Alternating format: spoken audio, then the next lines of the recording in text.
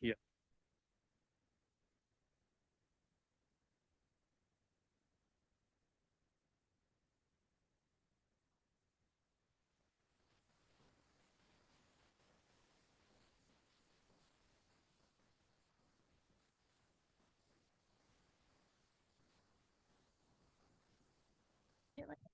Gary, did you have a question?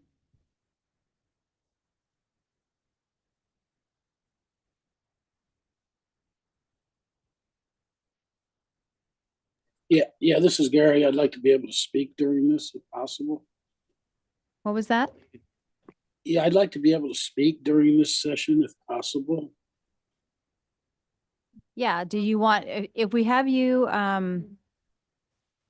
you can always just raise your hand when you have a question. Does that Okay. work? Just like you just did, and we'll monitor that. Okay, that works. Great, thank you. Just took quite a while for somebody to recognize.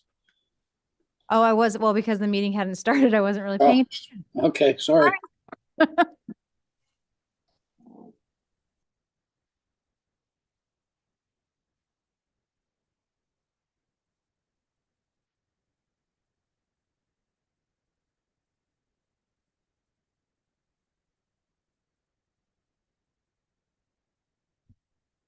So, yeah, you just-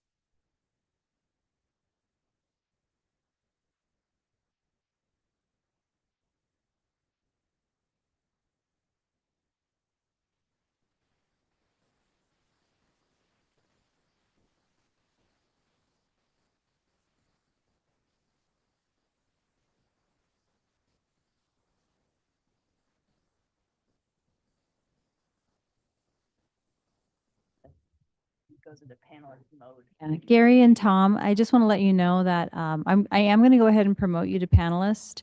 You do not have to turn your camera on, but that will allow you both the option to speak when you're called upon.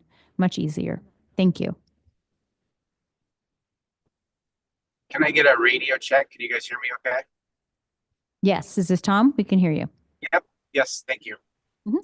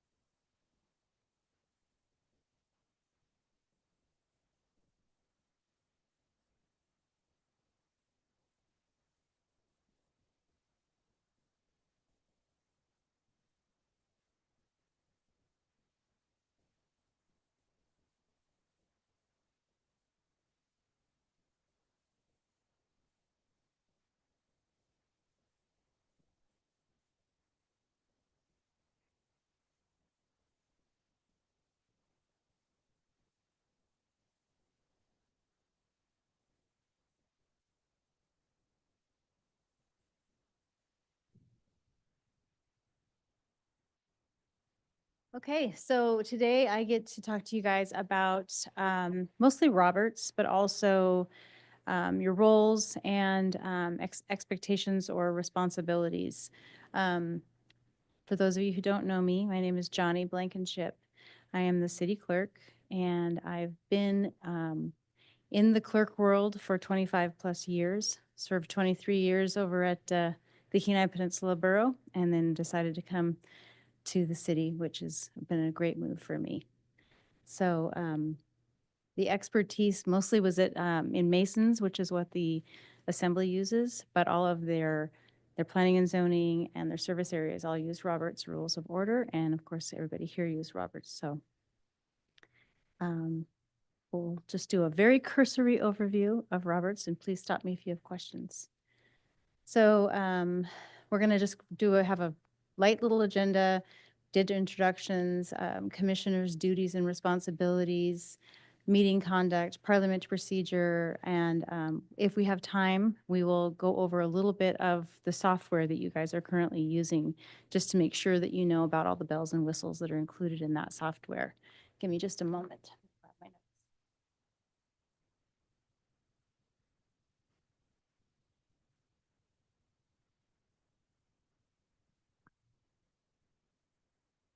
Okay, so the first thing we're going to talk about is the roles, the role of the chair. So the chair and the vice chair, as you guys know, are both elected annually by the membership, and that is because the code requires that. And it gives other people opportunities to come in annually. And then the key responsibilities for the chair is to, of course, start the meeting and announce the business in order of the agenda. Ensure that we have a quorum, which staff will make sure to help you ensure that. Recognize speakers as they request to speak. Manage motions.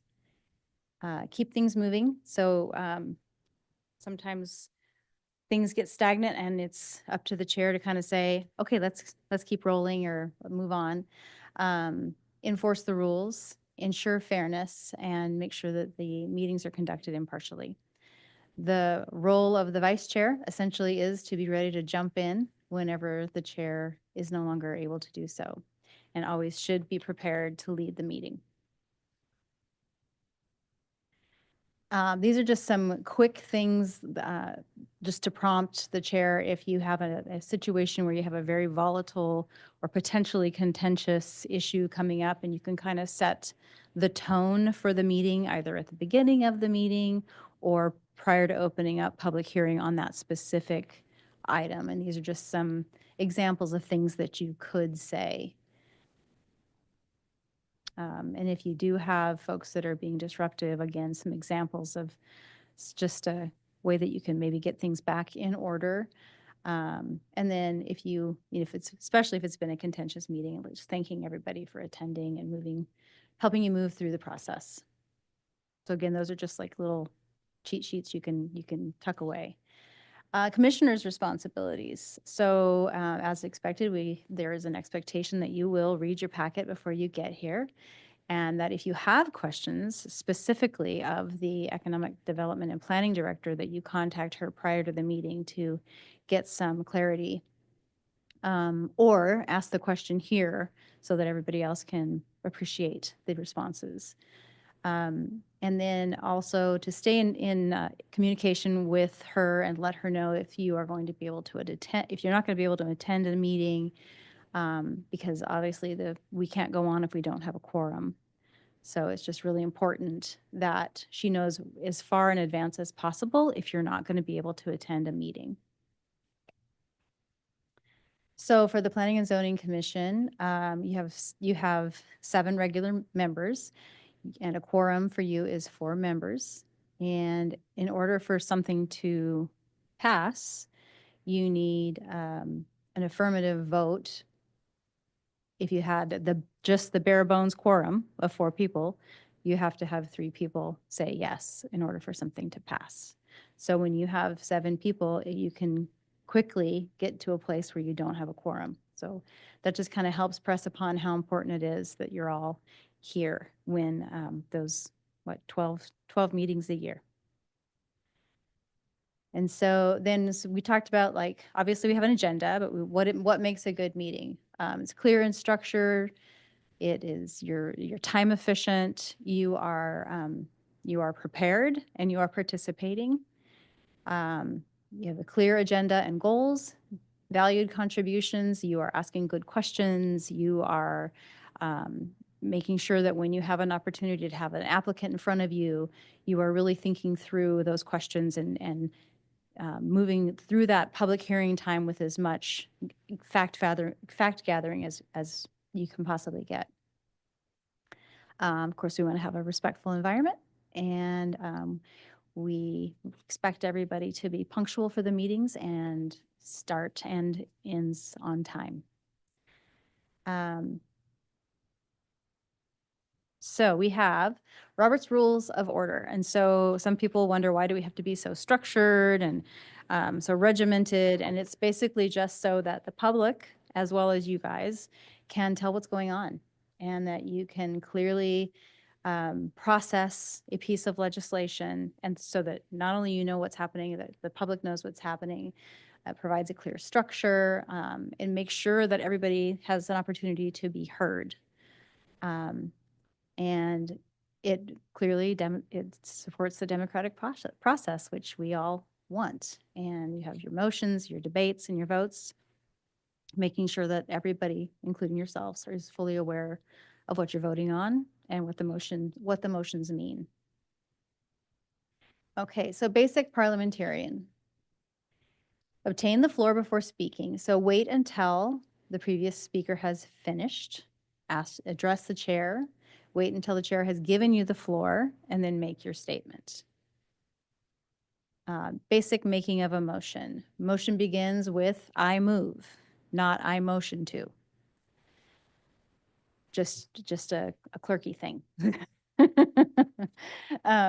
Motions should be specific, unique, and concise, and always in the affirmative. So I don't move to not do something, right? And what he or she said is not a proper motion. Be pretty crystal clear with your motions. If you need to take an ad-ease or request an ad-ease to write your motion, please do so. And staff will be here to support you through that process. Wait until the motion has been seconded before you give your explanation. When seconding a motion is required, a second is required and must be made prior to debate. If no second is received, the motion dies and no further discussion should appear on that item. Debating a motion is only in order after the second has been given. And then debate will be opened by your chair. The maker of the motion is allowed to speak first. So it's typically "I move to," second, maker of the motion gets a chance to speak. Amending a motion. Again, a clerky thing, no such thing as a friendly amendment, only amendments. You can amend an amendment, but you can't amend the amendment to the amendment. So you can only go 3 deep, right? So you have a motion, you can have an amendment, and you can have a secondary amendment. Then you have to start taking the cards off the table. So again, a motion to amend requires a second, and the purpose is to change the effect of the main motion. And it's voted on before the main motion. Misunderstood motions. If you say, "I move the previous question," you've essentially stopped debate. No further debate can happen until you vote on whether or not you want to move the previous question, which means you don't just jump straight to vote. You actually have to vote on whether or not you want to stop debate. Does that make sense? You can use your microphone because we are Zooming this. When would you, So if you say there's like a situation in front of you and you've been talking about it round robin for a long time, and somebody says, "Move the question," you don't go straight to the main motion. You have to take a vote on whether or not to stop debate. If you guys say, "No, we're not done talking about it," and you all vote against that, debate can continue. If you all say, yes, we support moving the previous question, you say yes, that the moving the previous question passes, then you go straight to the vote on the main motion. So just saying I move the previous question does not get you closer to the end goal until you vote on that. Does that make sense? Okay. The tabling must be seconded. It is not a debatable motion and it cannot be reconsidered. The purpose of this motion is to temporarily lay something to the side so that a more pressing issue may be taken up. May not be used to kill or delay a motion. If the used with proper intent, the chair may clarify the motion based on the maker's intent. To bring it back, I move that we take from the table, whatever it is, and the tabled item remains tabled until they are all taken off or until the next regular session of the meeting. A good example of this is, let's say during a planning and zoning commission, the members are reviewing a proposal for a new commercial development near a residential neighborhood. As the discussion unfolds, several community members express concern about increased traffic and environmental impact, and it is revealed that the traffic impact study submitted by the developer is outdated. A commissioner makes a motion to table the item until the next meeting so that the developer can provide an updated traffic study and the commission can thoroughly review the new data before making a decision. So that's a good example of when you would table something. A bad example is during a planning and zoning commission meeting, a controversial rezoning application is up for discussion. Public comment is underway and several citizens are speaking out, some in favor, some opposed. Midway through a heated but constructive exchange, one commissioner, uncomfortable with the tension and wanting to end the conversation, abruptly moves to table the item without any stated reason or intention to revisit it. That is a bad example. Okay? I would just recommend not using it.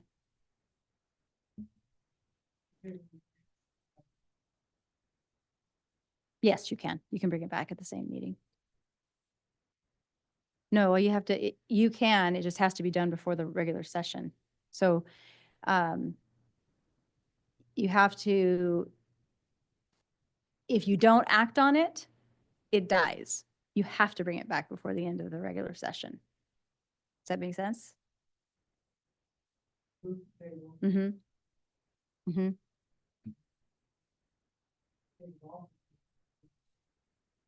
You can do that if the information you were seeking is afforded to you at that time. 9 times out of 10, it's not going to be. It's going to be something you have to go back and ask for information. The better motion is the motion to postpone. Okay.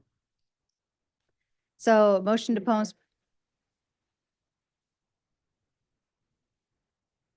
The motion to postpone, you're gonna set a certain time on it. So you're gonna say, I move to postpone this until the next meeting when we'll have this information. The motion to table is, we're gonna table this until this information comes back to us. We don't know when that time frame might be. That's how it's been used in my experience.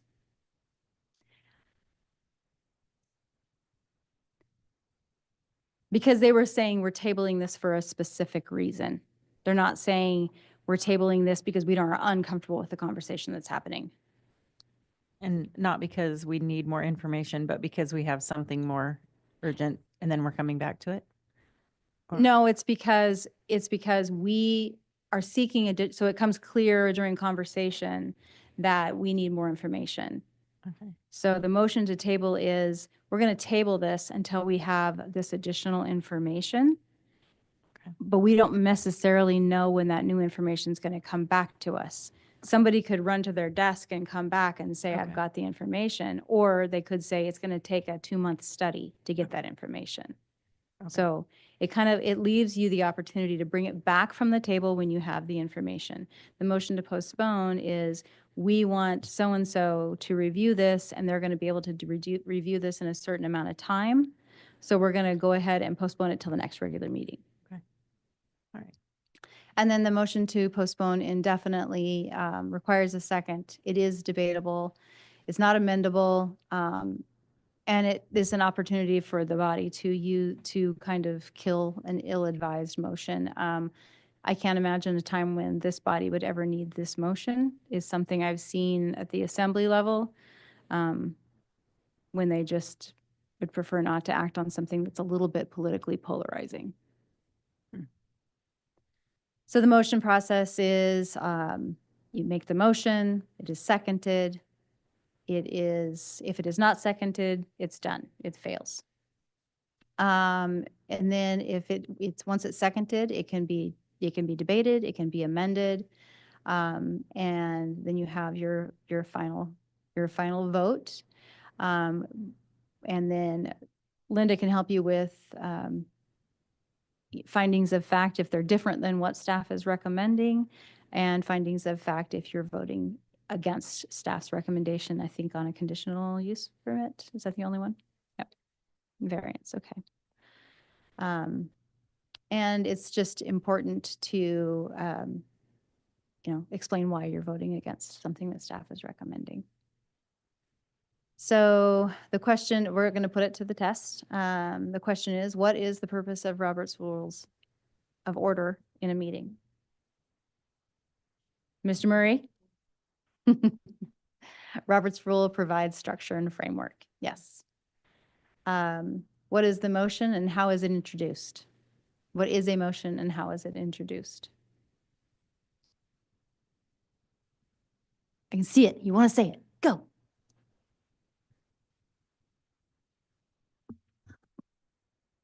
You're moving whatever's on the table to proceed, but Mhm. you're motioning or you're moving in the affirmative. Right. Yeah. Yes. And so it's a formal Mhm. proposal to move something forward for consideration. When is a debate allowed on a motion? After it's seconded? Very good. Made it. Very good.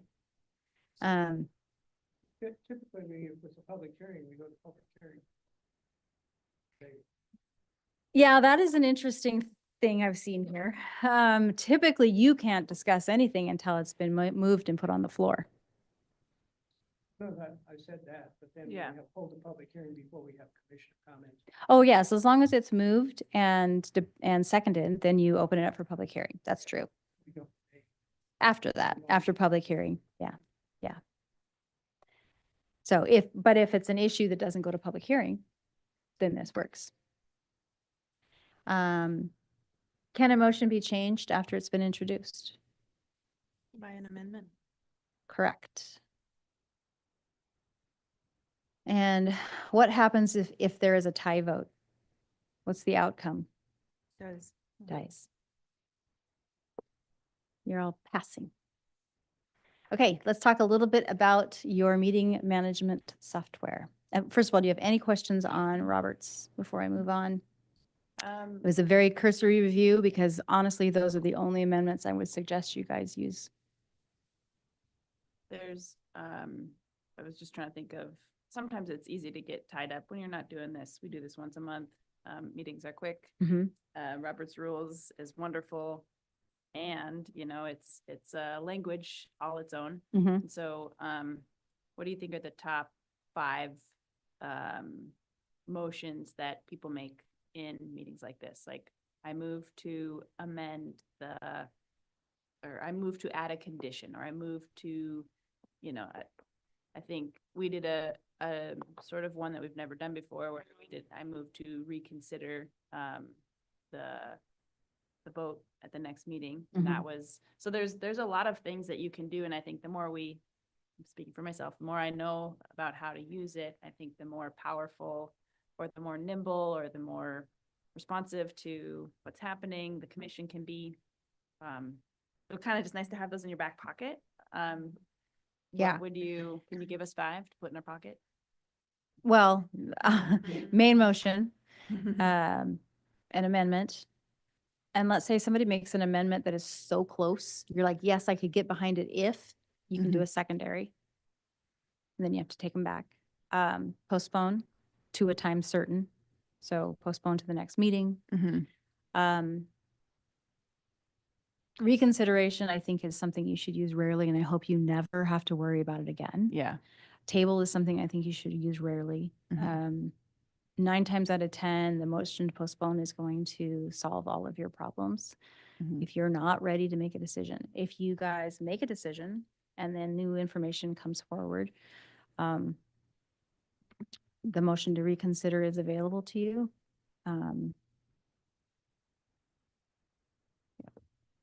I think that one of the things that I would like to do is like maybe put together just like a little card for you guys that has those quick motions.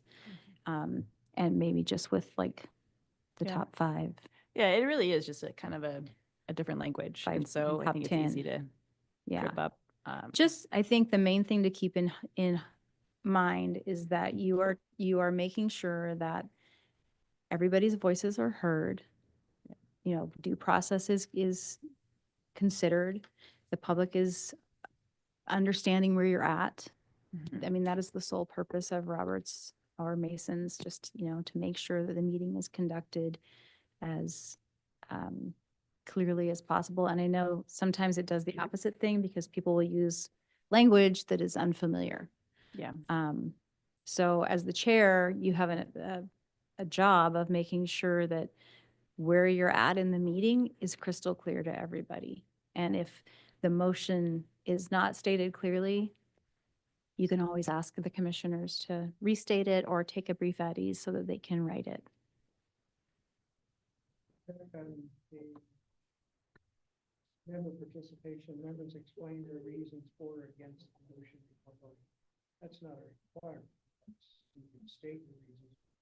It's a requirement for what conditional use permits and variances if you're voting against Yeah, staff that's recommendations. Yes, Mhm. yes.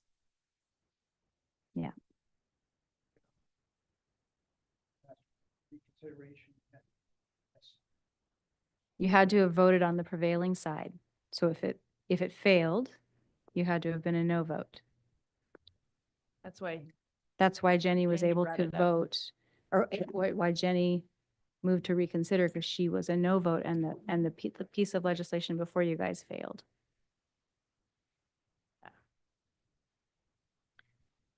I would just say, Yeah, I mean, I would appreciate, like, she's talking about the prompts like that, because a lot of the situations, I think for volunteers that haven't done official business like this. Yeah. It's like the time comes and then we're verbally processing and then it happens and I'm like, someone could. yeah, what do should I prompt, say? Give your reason. Yeah, and I think, I could be wrong, but I think Linda is prepared to, if you guys get into a situation where she sees people voting against it and not Yeah. saying why, and it was a staff recommendation to vote for it or to support it, then she hopefully, I don't want to put words in your mouth, but hopefully she'll say, I'm going to need your findings. And if you can't make good findings, You want to make an amendment, you think you know what you want to say, but you ask Linda, could you help me? Yeah. And then you make that amended Mhm. motion, but with help from. Help with the staff. verbiage or With the correct verbiage. way of saying it. And yeah, that's- and don't feel pressured by the public, like to come up with something right now. If you need to take that at ease, it Right. makes it so much cleaner of a product if you just take a moment and write it out. Mhm. And they would prefer that too. So any other questions on Roberts? No? a bunch, like during the meeting, all. Yeah. Yeah. Sorry, I had my hand raised. I didn't know if you're getting ready to move on. I'm not sitting over there, so I can't see you. Just speak. Yeah, sorry. Okay. Is it acceptable or appropriate to make a motion to postpone if maybe you only have 4 out of 7 or 8 there and it's like you don't think that the correct representation would be there to maybe pass, where it's exactly the 3 that would have voted no, but it's the 4 that would have voted yes are missing. You know what I mean? Maybe if it's a big enough deal that like everybody kind of needs to be here for that one, for that vote. So yes, the motion to postpone is in order. If you get a second, then there's somebody else in the room that believes that the motion to postpone is a good idea. And if you can convince the other folks that that's a good idea, then maybe you'll get a yes vote on the motion to postpone. Okay, so the motion of actually saying like I would like more representation of our commission. So that would be my motion to postpone, and that would be an acceptable reason to do that. Yes, I think that transparency is 100% paramount. Okay. Thank you. Mayor, do you need 4 or 3 to have it passed? You need 3. So yeah, you'll have one more person to convince. Dennis is doing math over When you're here. taking it at ease. Any other questions on Roberts before we move on? Nope. Also, just to let you guys know, if you look at the packet and there's something coming up and Linda can't help you, I am your city clerk. So I can help walk you through processes or help with crafting motions. So I'm here for you as well. Okay, And so do you make a motion for an at ease? Is that how that works? no, you just request an at ease and then the chair Just will, request. Yeah. Okay.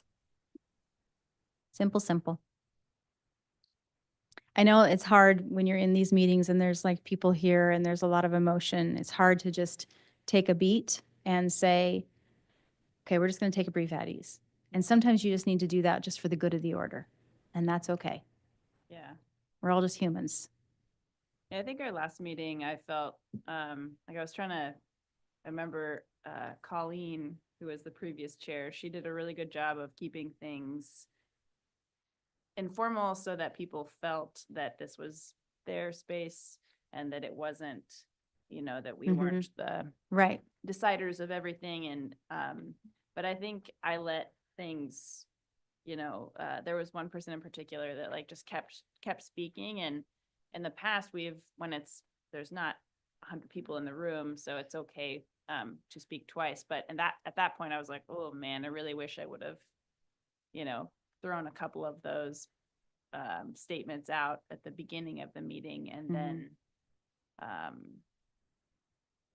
yeah, I guess just, you did a really good job of, How to rein it in. yeah, just sort of cutting Mhm. things off. But I'll have to, maybe I need the card printed out of the things to say for It is, when I will people say, get really emotional. it is a with the fine scenario. dance. Yeah. Yeah. It is a dance. Yeah. Between the Yeah. formal and the informal. Mhm. And Yeah. it is not something you are born to do. Like you have to learn that process. So so anyhow, I commend all of you for being here. I commend you for being the chair and the vice chair and stepping up into those roles. It is not easy in a small community where you know everybody and they're staring at you and they're wanting to know, like, how could you vote against me? So I get it. And that's another reason why sometimes when it gets super heated like that, just taking a brief at ease, Mhm. that kind of helps calm the water. Okay, let's talk a little bit about your software. So you do get notifications when the packet has been published, and you'll get an email notification. And that comes from notifications@diligent.community. So if you see that, it's not spam, it's real. And you have all been issued iPads, so that should be your go-to platform to view those packets. So just some of the features, so that when you click on the link in the email, it looks like this. And you're in the right place. You may have to sign in. And if any of you have any issues with the sign-in process on these iPads, please let me know, because I have a fix for that. Sometimes it's a Safari Diligent situation. Have you had that? No. But you're also Dan Nelson, so there you go. So there's some really cool tools, and I've given you like the little icons here on the sides that talk about like opening up the sidebar, how you can view your controls. There's magnification if you need it a little bit smaller or larger. And then you can use the pan to kind of move things up and down with the cursor. You can highlight things within your document. You can underline. You can freehand them if you just want to circle something, make comments, and all of the icons fall in order of the outline up there. You can also make things more, you can go to full screens, you can make them bigger. You can download them if you want to. You can print them, and you can print them with comments if you want to. So I think it's fairly simple. Again, if you have questions about Diligent and how to use it, I'm here to help. And then for, I don't know if I can get it to click on it from here, but if you guys aren't already aware, we have, when you go to the city's main website, it'll say there's a little icon that says meetings. You click on that and it'll take you to all the meetings and all the meeting bodies. And there's attachments through there. There's the membership and lots of good, valuable resources. So that's all I had for you guys today. So unless there's any additional questions, do we know where our attorneys are? There's food and drinks and stuff. Haven't in the heard a closet, word. Tommy, for dinner. Okay. So your nameplate is here, not there. I don't know if it matters. Here for a little while.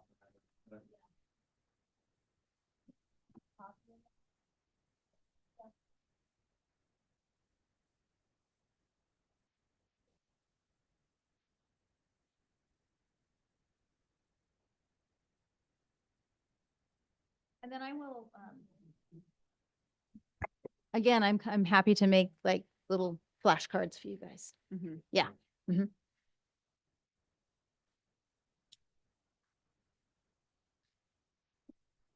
While we give the attorneys a little bit more time, just hearing the comments, I will say that I do try to make contact with those who show up here to connect with them and make sure they understand how these meetings are run, getting an understanding of the flow of the agenda, if what item they're here for, and kind of just saying, hey, if you're here for this item, staff will provide a presentation, which forth, there will be a public testimony, you have so-and-so minutes, just so they can get from there. I am open to any ideas to make people feel like if they're a little shy at first and not sure where they fit in the meeting. I try to do that before they show up early enough. And I'm thinking as I'm hearing things, I can put a little bit more script reminding people from coming from you before things are spoken, before you speak on opening and public testimonies, kind of some housekeeping, just as a reminder. Yeah. Like, these are things as you're telling me, I'm thinking of ideas how to address it, because I do want Yeah. people to feel comfortable. When you show up to these meetings and you're not used to it, it's already nerve wracking, and they have these maybe strong opinions and feelings about something. So that's just kind of what I'm coming off with, and whatever way we can do. If you have ideas, I'm all ears for it. Might be able to have a little card for people that come in. That says public hearing. Yeah, the borough has a whole page of They the do. whole I don't- process of But this really is their brief. workflow. And you're gonna have 3 minutes. Please respect that. Yeah, I can definitely do that. And then just hearing about, these questions about common motions, I can do cheat sheets for each of you as well. It's something of just reminding you, the language of I make a motion to this, happy to do so. Yeah, 'cause Any, you can say, I'd like to make a motion to do this, it's fewer words to say, I move to amend. So that's cleaner. and Yeah. preferred. But if you say like, I would like to make a motion to amend. It's I move to I move amend. to amend. Yeah, so we better, can but- do cheat sheets for the whole commission, and we can modify as we go, but I'll start off with a template and work with Johnny the basics, so that way you feel more comfortable too. And of course, please just ask questions during the meeting. I'm here for you, and Johnny will be here for a little bit for me, helping me in the interim, but I go to her all the time for things. So if something comes up, I may not know it in that initial meeting, but I will assure you, I will try to get comfortable for the following meetings. So other than that, Sam's checking. oh, maybe we will take a little break. So maybe a quick 10-minute break. Sure.